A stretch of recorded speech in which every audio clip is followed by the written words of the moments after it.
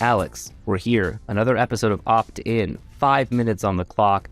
And I want to talk with you about a webinar that you just hosted with Lindsay, talking about the fate of sales development, taking a look at what the role looks like now, and then doing a little bit of creative thinking, what it might look like in the future based on some of the trends that you and Lindsay have seen, and kind of recapping a very large blog that you wrote with the help of our friends over at Transcends. So talk me through some of the big takeaways that you want the audience to come away from this webinar and from the article with, thinking about sort of like how we view sales development now and in the future.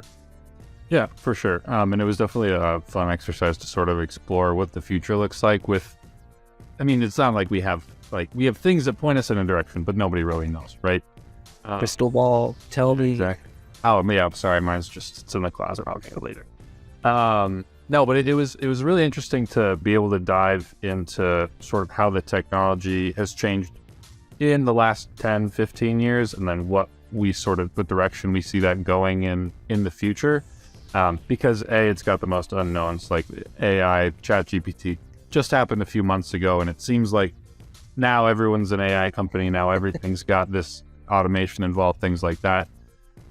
Versus when I started as an SDR, we still had a couple of projects that were working off of Excel sheets, like not even in a full CRM. So to see that big of a jump just in 5-ish years, how old am I? I don't know. What year is it?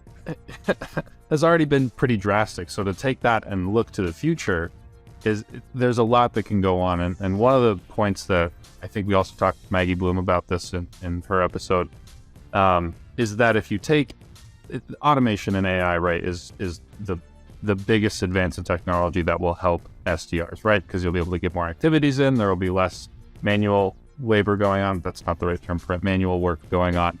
The more you can automate, the more work you can do, higher volume, higher output, that sort of thing. But when we talked to Maggie about it, she made a really good point that if you take a system that's already inefficient and you try and fix it with automation, that's just going to make it more inefficient. It's going to take those roadblocks and bottlenecks and really clog them up even further. If you have a system in place that is efficient, that does work and flow and smoothly, that's when you really want to be adding things like AI and automation, because that's where you can basically make that efficient system more efficient. It's not like you can automate something that doesn't work and turn it into something that works by doing that. And I think that's a mistake that a lot of people make. So diving into that topic with Lindsay was especially interesting because she has such a wealth of experience in dealing with so many different clients in so many places that she's really seen it all and is continuing to see so many different weird things our clients and prospects are trying to do with AI and automation in their sales process, and can get a good glimpse into whether these things are working or not. Yeah, I feel like it's when you wrote the article originally, like ChatGPT hadn't really been publicly released yet, and then I had never heard of it. In the interim between, you finished it in November, and then like the interim period of us sort of getting final edits done and blah blah blah, getting it pushed through to the Transcends team, like ChatGPT exploded, and everyone was like, oh, this is going to like drastically change how we do business. And I think a lot of organizations looked at that as like, oh, it'll just fix stuff for us. Like to your point, if you bring it in and it's like, well, all of our things, like the processes that we have for the sales dev team and like the ops side of things and how they interact with marketing, like, it's all broken. But it's okay, guys. AI is here and we can just automate stuff. Like that's not how it works. You can't just bring it in and fix stuff. And I know, like at the beginning of something, when it is novel, you want to believe that it can like fix everything that you're doing. And it is that like silver bullet to just go ahead and make things work. But that's just not the case. It's not going to happen. And I thought it was really interesting the way that, you and Lindsay kind of talked through that, because obviously based on the pedigree of what we do here at Demand Drive, like you get in there and you get your hands dirty and you fix something and then you scale it. That's like what we do for our clients. So Lindsay has seen it all, but a lot of clients don't want that. They want that quick fix. A lot of people want you to come in and go like, just tell me what's wrong, give me a solution to fix it, and then I'll fix it and we'll be good to go. It's like, if only it were that easy. If only it were that easy. I know I've heard you say it countless times, right? There's no silver bullet to sales. And Yeah, it feels like every time a new technology comes out, you have to emphasize that again, right? This isn't going to just fix all your problems. Right. Maybe someday. Do you think someday there will be a technology that is that silver bullet? I think one day there will be a technology or something that comes up. I've thought this for a long time, like this ubiquitous piece of tech or solution that everyone adopts and thinks like, how did we ever live without this, right? And then 90+% of everyone in SaaS sales will be using whatever this thing is, and then it'll stop being effective.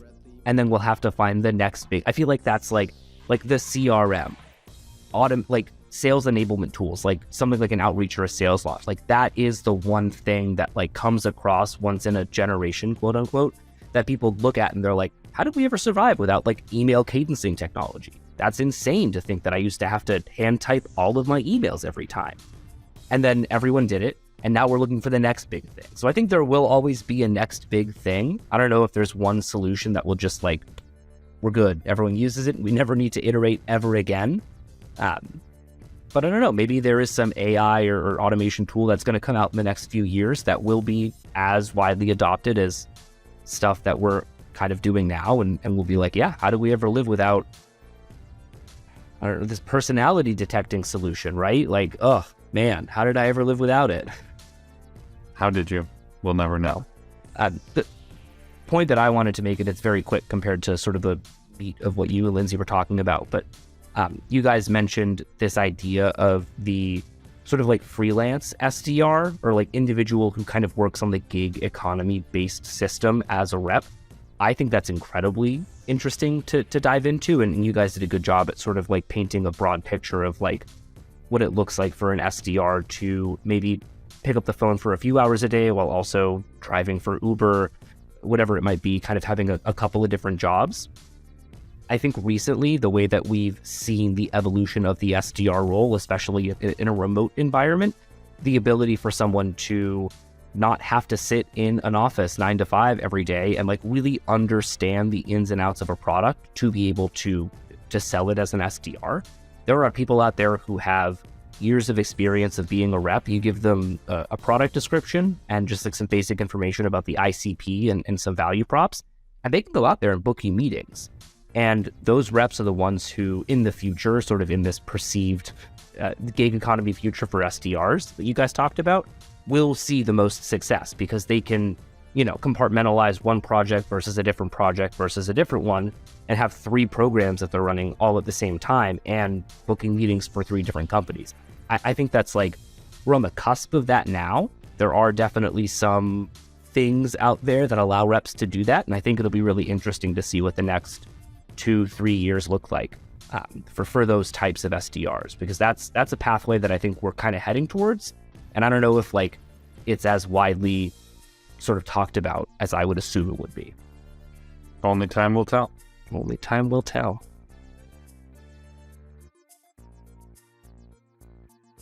All right, AJ, 15 seconds. Tell everybody about Opt-in. Opt-in, quick 5-ish minute videos, actionable sales development tips, minimal fluff. You can find us on YouTube, on LinkedIn, on our Instagram, and on the website, demanddrive.com. Okay. How do I start these things? I'll get going soon.